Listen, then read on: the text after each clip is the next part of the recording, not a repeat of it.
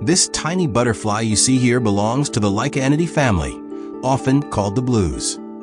Its delicate wings carry intricate patterns of lines and spots, a perfect blend of beauty and camouflage. These butterflies are usually found in gardens, meadows, and near flowering plants, where they actively sip nectar with their long proboscis. Despite their small size, they play an important role in nature as pollinators, helping flowers reproduce. Some species of these butterflies also share a fascinating relationship with ants, which protect their caterpillars in exchange for sweet secretions.